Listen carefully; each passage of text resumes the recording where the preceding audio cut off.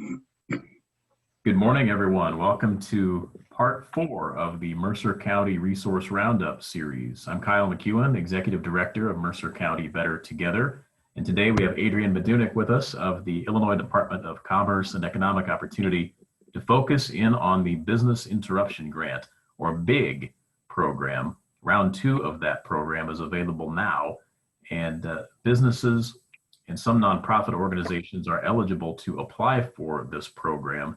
There are several other details that we'll walk through in today's presentation. Good morning, Adrian. Good morning, Kyle. Good morning, everybody from Mercer County. My name is Adrian Madunik. I'm with the Illinois Department of Commerce and Economic Opportunity. We are the state's economic development agency, and I am located in the Quad Cities. I've been to Mercer County many times. I'm a native Quad Citian, so I'm very familiar with your beautiful county. Thank you, Kyle, and thank you, Russell Medley at the University of Illinois Extension for putting this on and having these great resources available for our small businesses in Mercer County. We appreciate your partnership and look forward to informing folks in Mercer County. So today we'll talk about the Business Interruption Grant, otherwise known as BIG program. This is round 2. Round 1 opened in July and closed in August, and 2,800 businesses throughout the state of Illinois were awarded grants. The key word here is grant. This is indeed a grant. This is not a loan. This is not a low interest loan. This is not a tax credit. These are funds that if you are awarded, you do not have to give the funds back to the state, and you do not have to pay a loan back. So these are funds, again, if you are awarded, you keep these funds. Because of COVID-19, Governor Pritzker and the General Assembly established the BIG program to provide relief to small businesses hit hard by the pandemic. So this is for businesses that have been adversely affected by the pandemic. So if you have had business losses in revenue, or because you've been closed or on partial lockdown, if you've had expenses related to COVID, for instance, if you're a restaurant owner and you've bought shields to put between, plexiglass shields to put between the booths, if you've had signage printed up asking people to wear masks, stand 6 feet apart, and so on and so forth, these are costs that are eligible for the BIG program. This is why the BIG program was brought about. Overall, there was $540 million worth of grant in round 1 and now round 2. Again, $49 million was awarded in round 1 to 2,800 businesses all throughout Illinois. Round 1 focused on the hardest seemingly hit businesses in round 1 in the beginning of COVID: restaurants, personal services such as barbershops and salons, gym and fitness centers, and businesses in severely disproportionately impacted areas. Round 2 overview, $200 million of the remaining funds are available to small businesses statewide. This is so these funds are not for Cook County and the collar counties around the city of Chicago. $200 million is dedicated to what everybody calls in government downstate. $70 million will be invested in disproportionately impacted areas. Such areas in the Quad Cities would include most of Silvis, portions of East Moline, and the city of Rock Island and the village of Milan. There's a link on this slide deck and also on our website, which we will discuss later, that you can check to see if your business is in a disproportionately impacted area, which will move you up on the eligibility ladder of the grant. Our administrative partner for this grant is an organization called Oxion. There are just simply too many grant applications coming in for our department to process all of these. So they're being processed by Oxion. It's a nonprofit organization in the Chicago and Northwest Indiana area. So DCEO, my agency, is not the one that's processing these applications. It takes about 4 to 6 weeks for an application to be processed. We'll take an overview of round 2 as we look around the state. You'll see the darker shaded areas are the more populated areas. And you'll see that, for instance, Rock Island County, Peoria County, Winnebago, Upper Rockford, and the Metro East and Sangamon have received more of these big grants. And the reason is there's a larger population and more people applying. We have had a couple of businesses in Mercer County win the awards. I believe both of them or 3 of them are located in Aledo. So this is an opportunity that's kind of been untapped for Mercer County businesses. To date, we've distributed 95 million in grants. 400 individual grants have been given in 4,000 individual grants in 469 different Illinois cities and 89 counties. There's approximately 170 million remaining in funds. So you can see the distribution for the funds. 46 million so far have been dedicated to restaurants and taverns, and the rest in other highly impacted industries. 9 million for gyms and fitness centers, 3 million for indoor recreation venues. Eligibility factors for big round 2. Eligible businesses include for-profit and nonprofit entities with $20 million of less in annual revenue. The grant size, the amount that will be awarded, is based on your revenue losses and expenses over the last 2 months. And the awards range from $5,000 to $150,000. Priority will be given to applicants that did not receive any federal assistance like the PPP or the EIDL or any other SBA loan programs.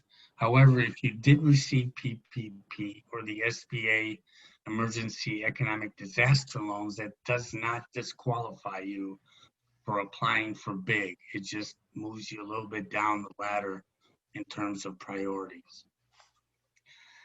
Priority will also be given, I think this is key for most of our businesses in this region of Northwest Illinois. Businesses that have less than 5 million in annual revenue will also be prioritized.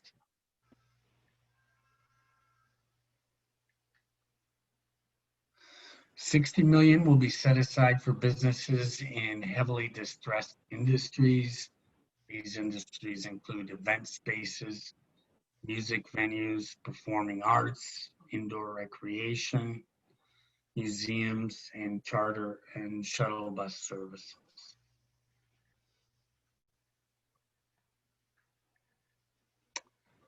So the remaining funds available, these industries will be prioritized.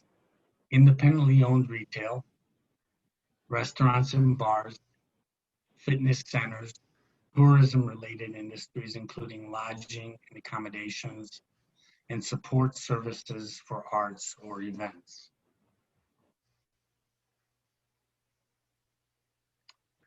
Required documents.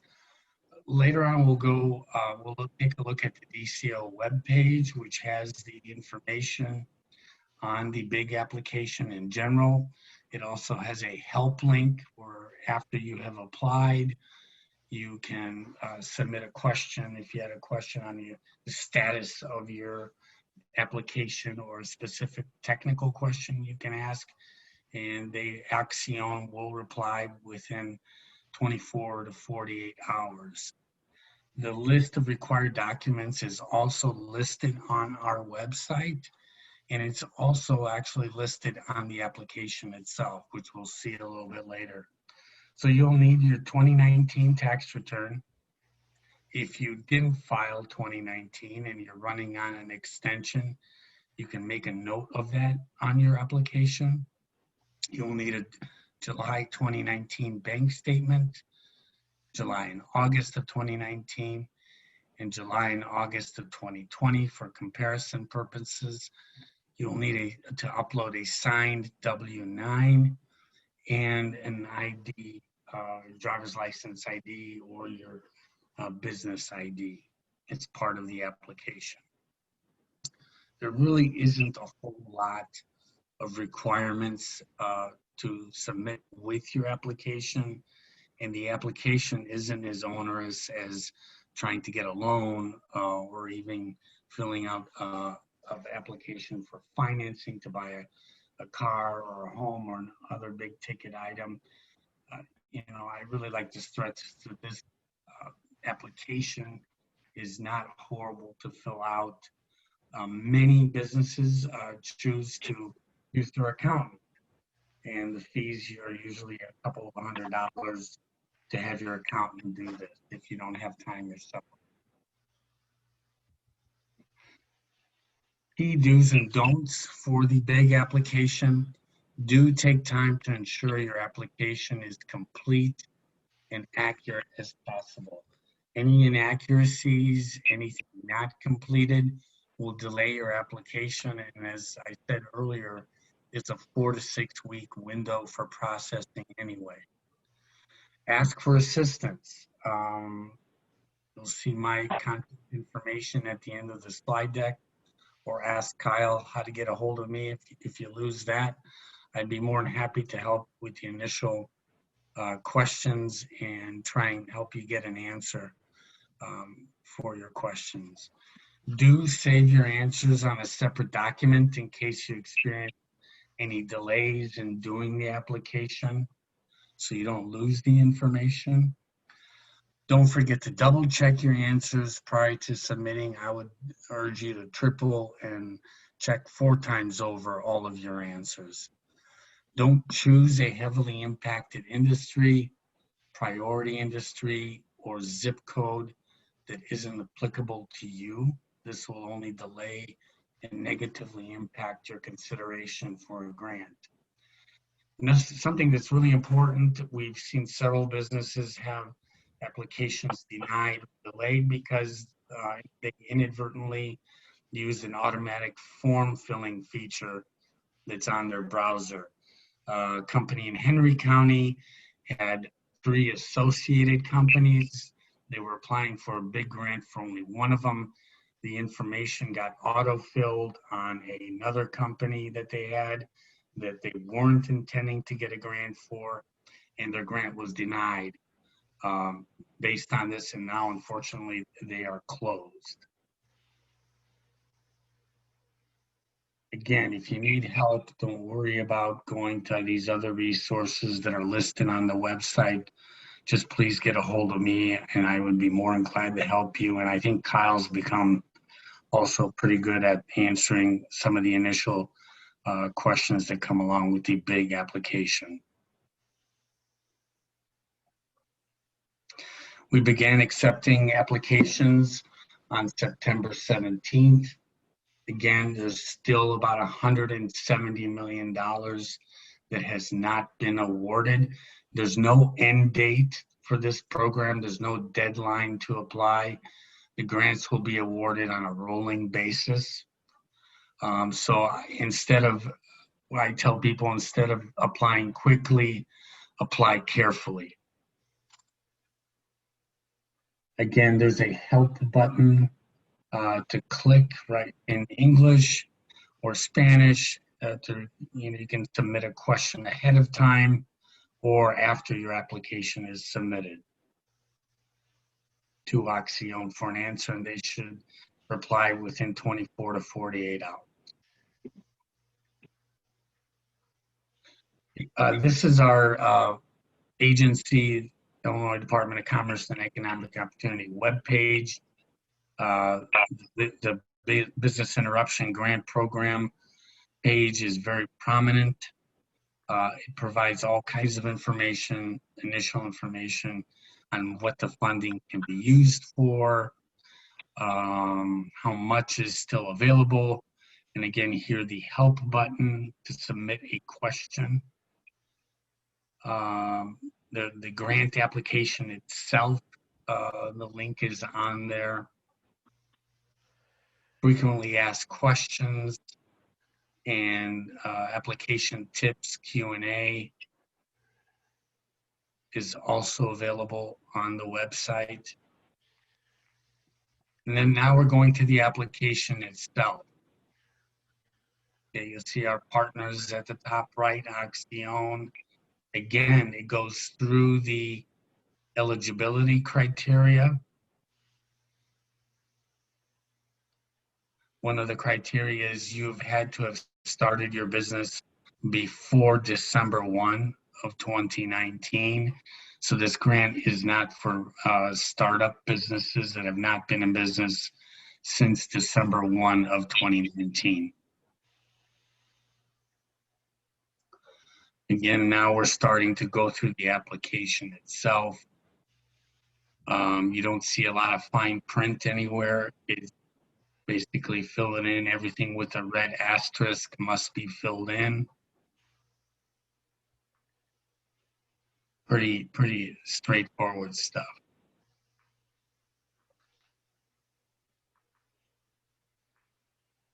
Business industry. What is the capacity of your indoor space?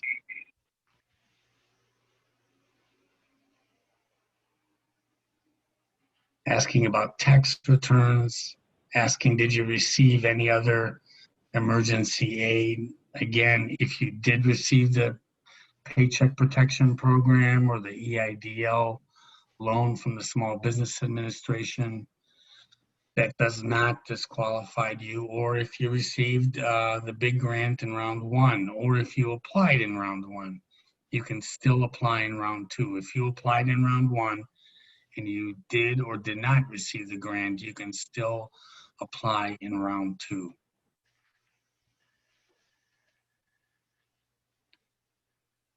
It'll tell you what required documents are right on the application itself.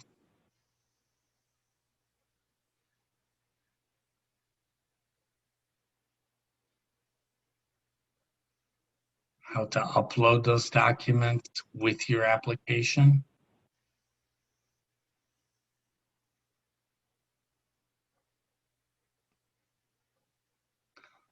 Bank information.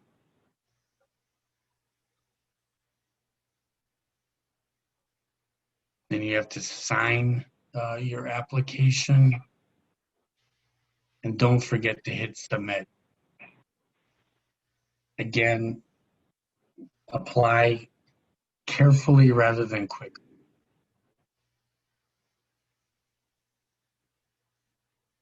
There's my contact information. Please feel free to call me. That's my work cell phone number. And again, I'm here locally, very familiar with Mercer County, Henry County. So please feel free to reach out with any questions that you may have. Kyle, I don't know if there's any questions in the chat box or. Thank you, Adrian. No questions in the chat box so far, and we have a small enough group with us. I'd like to open it up. Does anyone have any specific questions or maybe any specific experience with folks in your area applying for this that you'd like to share?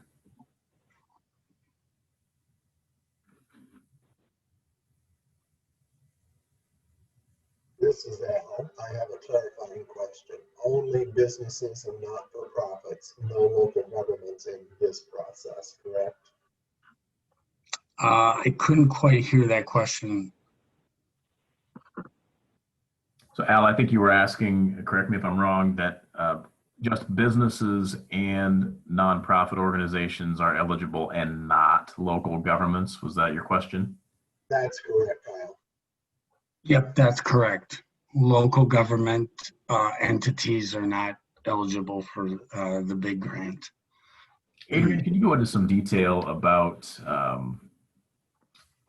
some of the, I guess, eligible costs? We talk about eligible costs incurred based on COVID, or what might position an applicant well, other than clearly meeting the obvious requirements for application. Do you have any other background knowledge on what might best position a business or an eligible nonprofit for receiving the grant? Yes. If you have had staff having to work from home and you've had to purchase equipment for them to be able to do so, for instance, laptops, printers, if you have had to purchase, if you're a restaurant owner or a bar and you've had to purchase plexiglass dividers, signage asking people to wear masks or stay, with the 6 feet social distancing. If you've had to do special cleanup of your restaurant, your business, you called a contractor in to come and do a deep clean. Let's say somebody tested positive for COVID on your staff, or actually had COVID, or you're just taking a precaution. So extra cleaning services, cleaning supplies. If you have lost, we've had several restaurants that the power went out during a storm, and they weren't there to take care of the issue right away, so they lost, like a week or two worth of food and supplies that they had to replace. If you've had staff working overtime to prepare your whatever it is, whether it's a restaurant or retail, if you've had to have people come in and work overtime to prepare the facility with signage and markers on the floor for social distancing purposes, things of that nature. Does that give you a better idea? Definitely, thank you. Any other questions or comments?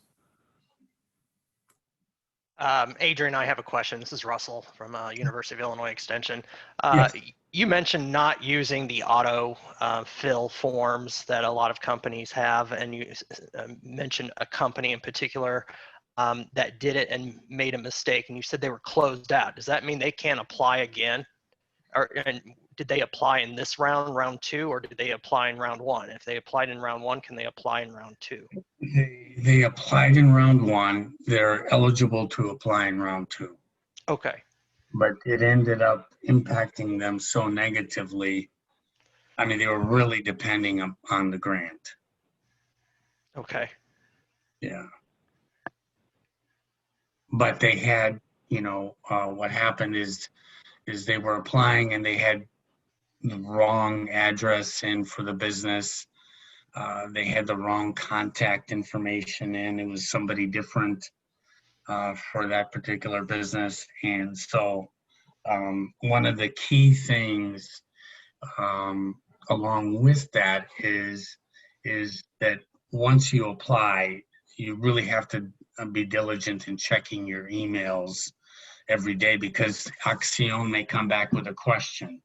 They need something clarified, or they may need additional documentation, maybe additional months of bank statements for further comparison, or they may have an issue that they need to talk to you about.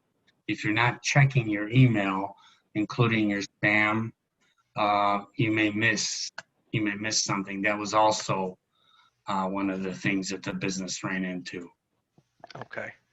So it's very important. And they also send out notices. We've received your application. and we'll let you know if you received the award or not, and it also lists a contact person as well that you can check on your application and you can work with to get through some issues. So it's really important not to use the autofill and to check your emails regularly once you have applied. Okay. Because you also, excuse me, sir, just real quickly, we've had 30,000 applicants in round 2. So, Okay. so it's really important. You may not get a call requesting clarification from a phone call. You may get an email because of that high volume. So it's important to keep checking your inboxes. Okay. Also, you mentioned, and I just want to clarify this, there's $170 million left in round 2. Is that correct? That's correct. Okay.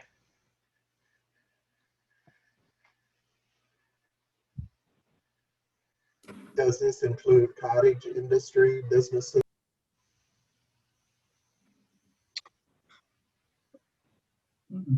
I caught just the first part of it. Does this include cottage industries, did you say? Yes.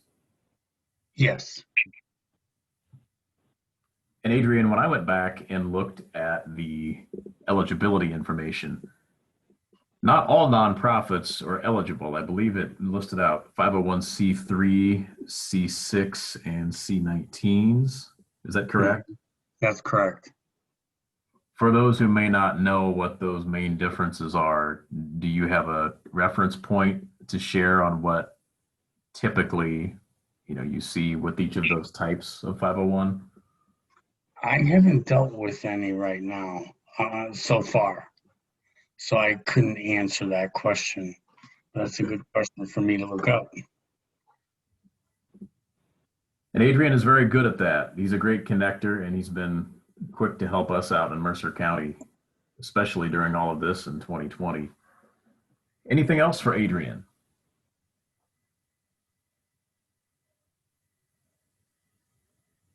Well, Adrian, thank you very much for the time and the information, and we will continue to work in tandem, and we will get this posted to YouTube and shared on social media. So hopefully more of our local businesses and nonprofit organizations can take advantage of this opportunity. Thank you, Kyle. Thanks for hosting this. Thank you, Russell, for assisting with the technical parts of it. And we appreciate both the University of Illinois Extension and Mercer County Better Together. And I can just say you guys are one of our that the Mercer County Better Together is one of our most engaged economic development organizations in our region. And we really appreciate that. In getting the word out to all of our businesses and communities in Mercer County. Thanks, Adrian. Thanks, everyone, for participating. And we will have another upcoming Mercer County Resource Roundup early in 2021. Have a great day. Thank you.